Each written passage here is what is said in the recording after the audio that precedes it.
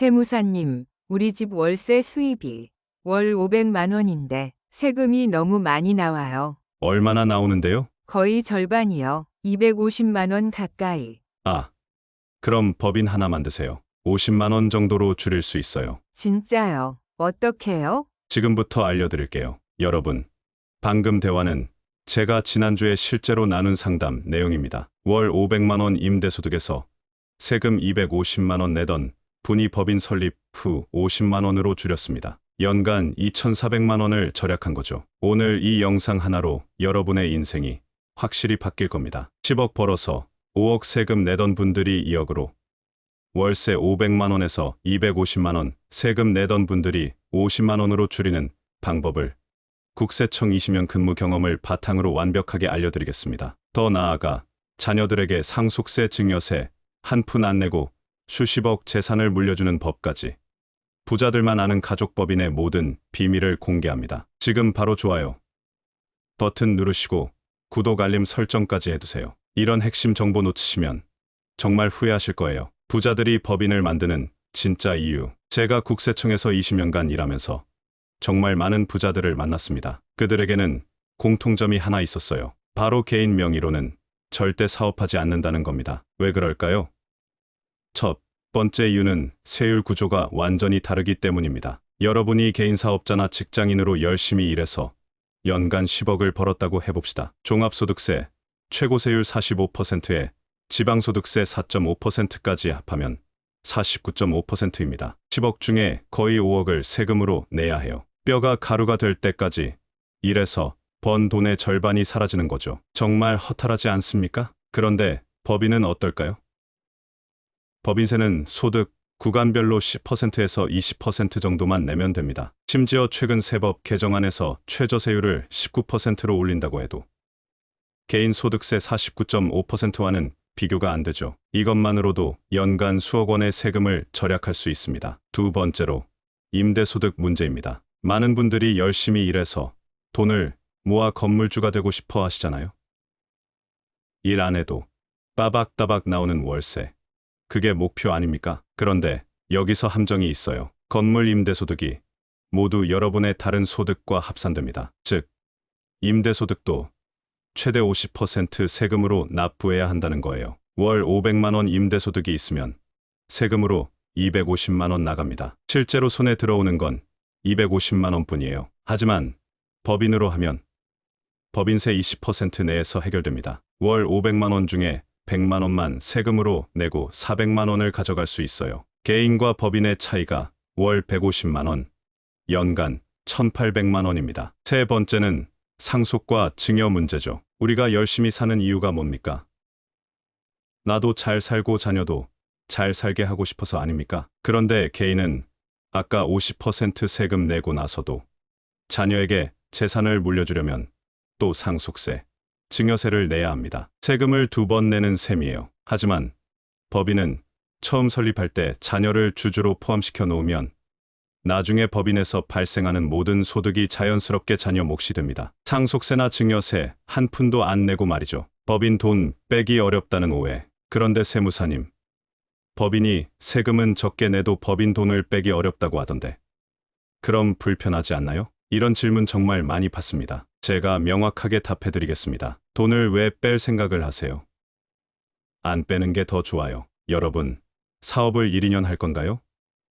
평생 할 건가요? 당연히 평생 하실 거 아닙니까? 그럼 법인에 돈을 쌓아두고 그 돈으로 토지도 사고 건물도 사고 사업을 더 키우는 게 훨씬 효율적입니다. 법인이 부자가 되면 주주인 여러분과 자녀들이 자동으로 부자가 되는 거예요. 정말 필요하면 돈을 뺄 수도 있어요. 월급을 높이거나 상여금을 주거나 배당을 하거나 여러 방법이 있습니다. 합법적으로 세금 내고 개인으로 가져올 수 있어요. 하지만 그보다는 법인 안에서 돈을 굴리는 게 훨씬 유리합니다. 개인으로 빼는 순간 또 개인 소득세를 내야 하거든요. 실제 사례 1 다가구 주택 소유자의 실수. 최근에 상담 오신 분 이야기를 해드릴게요. 아버지 명의로 다가구 주택을 여러 채 가지고 계신 분이었어요. 세무사님, 이걸 법인으로 옮기면 상속세가 절세된다고 하던데 법인을 하나 만들어야 할까요? 제 답은 아니오였습니다. 왜냐하면 현재 상황에서는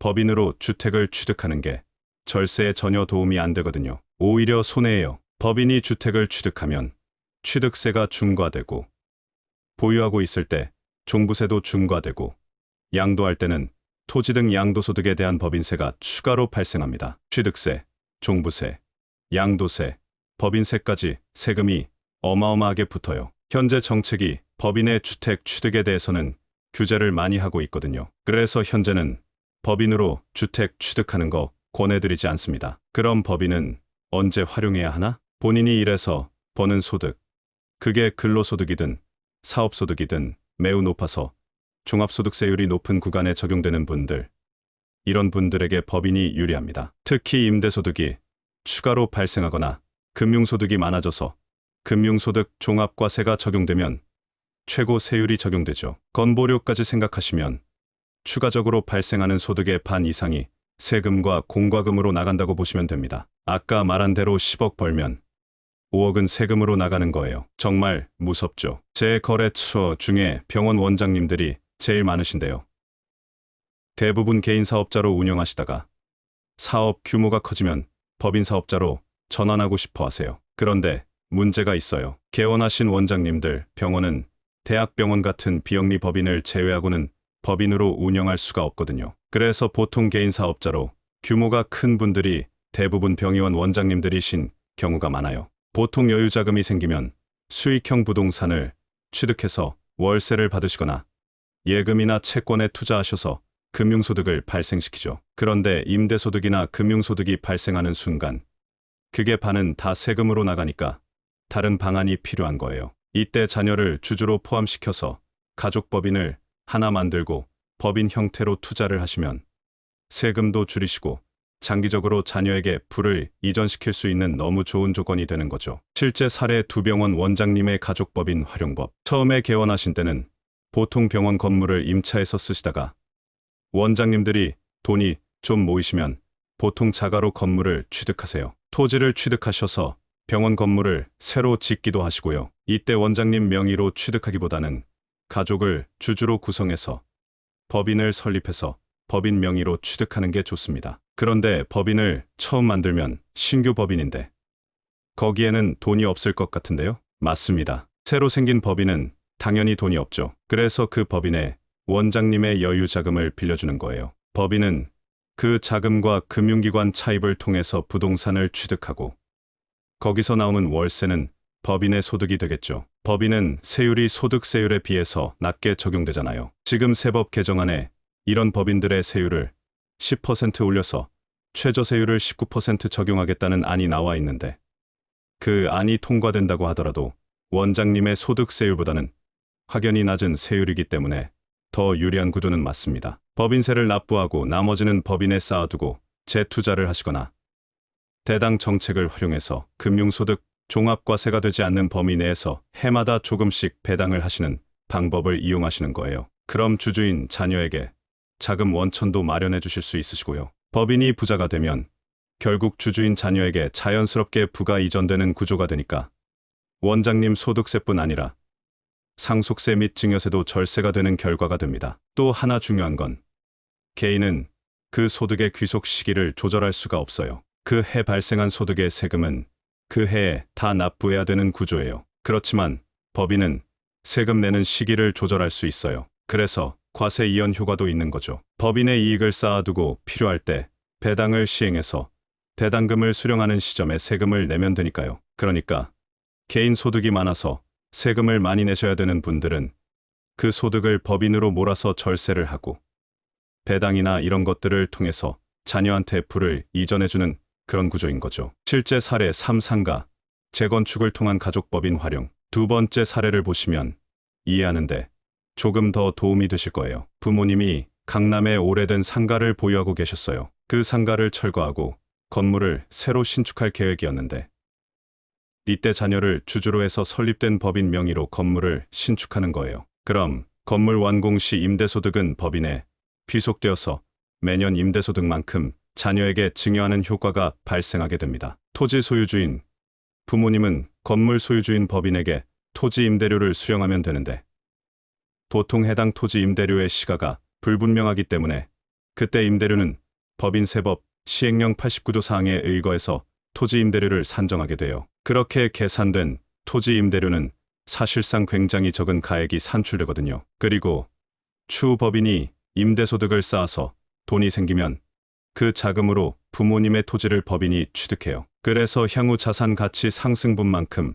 상속세 절세 효과도 일으킬 수 있어요. 가족법인 운영 시 꼭 알아야 할 세법 규정. 이렇게 가족법인을 이용해서 절세를 하기 위해서 꼭 알아두어야 할 규정이 있는데요. 상속세 및 증여세법 제45조를 보면 특정법인을 통한 이익의 증여 규정이 있어요. 특정법인, 주주의 특수관계인과 해당 법인이 통상적인 범위를 초과하는 가격 등으로 거래를 해서 그 법인의 주주 등이 이익을 얻은 경우에 증여세를 과세하는 규정입니다. 여기서 과세 요건이 주주별 증여 이익이 1억 원 이상인 경우에 과세가 되는데 이걸 충분히 활용해야겠죠. 법인 운영할 때 주주별 증여 이익이 1억 원을 초과되지 않는 방향으로 의사결정을 하면 됩니다. 이렇게 보면 주주가 여러 명일수록 효율적인 구조가 만들어지겠죠. 주주별 증여 이익이 분산되니까요. 예를 들어 아들, 며느리, 손주 2명 이렇게 해서 4인 주주로 구성된 법인이라고 가정해 볼게요. 특수관계자가 이 법인에 4억 원을 증여했다면 수증이익에 대해 법인세를 납부할 거예요. 주주들에게는 증여세가 과세될까요? 증여 재산가액에서 법인세 상당액을 차감한 금액이 각 주주별 1억 원 미만이므로 증여세 이슈가 발생하지 않습니다. 무상대출의 활용 또한 부모님이 이 법인에 얼마까지 무상으로 자금을 대여해 줄 수 있을까요? 개인은 특수관계자한테 2억 1,700만 원이 넘는 자금을 무상으로 대여하면 금전 무상대출에 따른 이익의 증여 규정이 적용되는 거 많이들 알고 계시죠? 그런데 법인의 이자 지급은 선택사항이에요. 개인이 법인한테는 해당되지 않습니다. 증여세가 안 나온다는 거죠. 이게 얼마까지 가능한 건가요? 얼마까지 문제가 안 될까요? 이렇게 주주 구성에 따라 조금 달라지기는 하는데요. 지금 이렇게 주주가 4인인 경우에는 약 86억 원까지 무상으로 대여를 하더라도 증여세가 과세되지 않습니다. 여기서 더 깊이 들어가면 부동산 담보 제공에 따른 이익의 증여 이런 규정들도 있는데요. 현실적으로 그 부분까지 적용되려면 금액이 정말 커져야 되거든요. 그래서 그게 적용되는 경우는 많지 않아서 여기서는 조금 생략하도록 하겠습니다. 법인을 활용한 상속 증여 플랜을 세우려면 특정 법인을 통한 이익의 증여 규정을 필수로 검토하셔야 돼요. 그런데 이게 처음 접하시는 분들은 당연히 어렵게 느껴지실 거거든요. 그래서 이런 규정이 있구나.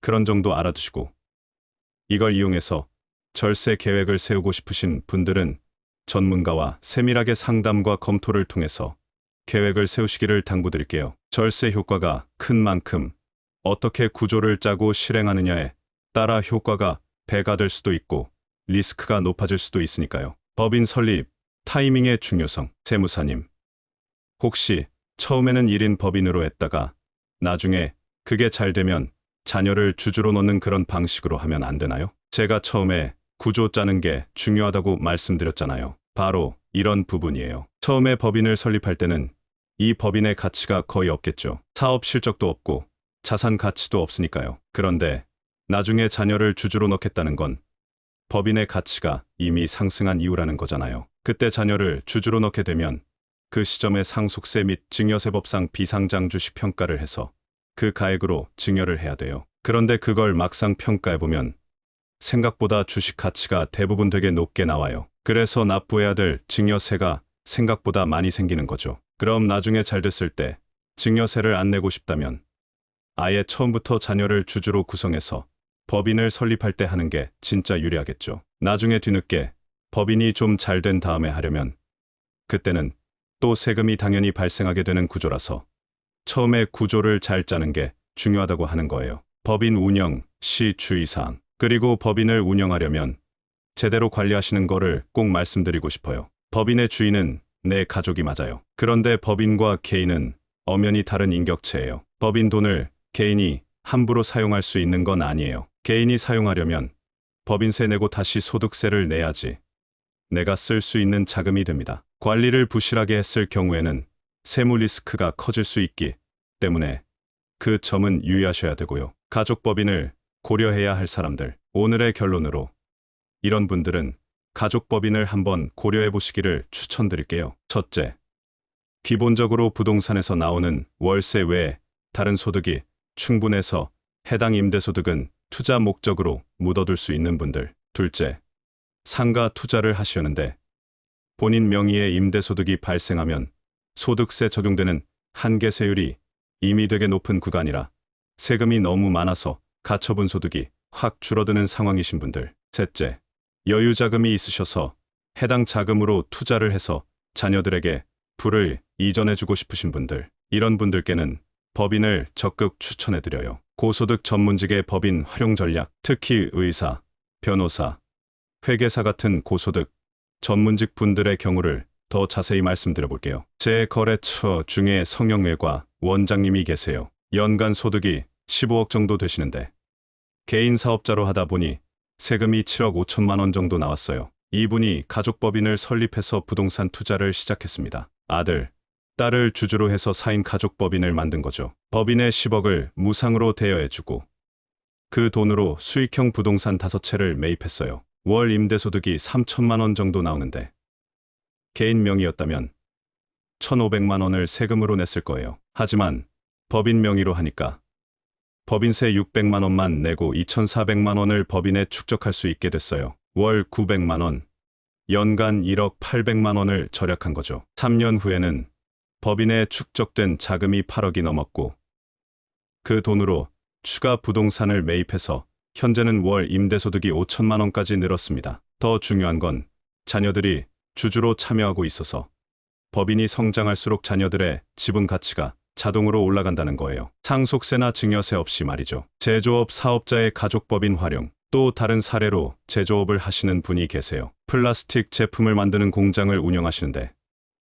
연 매출이 200억 정도 되고 순이익이 20억 정도 나와요. 이분도 개인 사업자로 하다가 세금 부담이 너무 커서 법인 전환을 고려하셨는데 문제는 기존 사업체를 법인으로 전환하면 여러 복잡한 이슈들이 있어서 어려우셨어요. 그래서 저는 다른 방법을 제안했습니다. 기존 사업은 그대로 두고 새로운 가족법인을 만들어서 부동산 투자를 시작하는 거예요. 기존 사업에서 나오는 여유 자금을 가족법인에 무상대여해주고 그 법인으로 공장 부지와 창고를 매입해서 기존 사업체에 임대해주는 구조를 만든 거죠. 이렇게 하니까 기존 사업의 임대료는 비용 처리가 되어서 개인 사업 소득은 줄어들고 법인에서는 임대소득이 발생해서 낮은 세율을 적용받게 됐어요. 연간 절세 효과만 3억 원이 넘었고 자녀 2명이 주주로 참여해서 장기적으로 사업 승계도 자연스럽게 준비할 수 있게 됐습니다. 가족법인 운영의 핵심 포인트. 제가 지금까지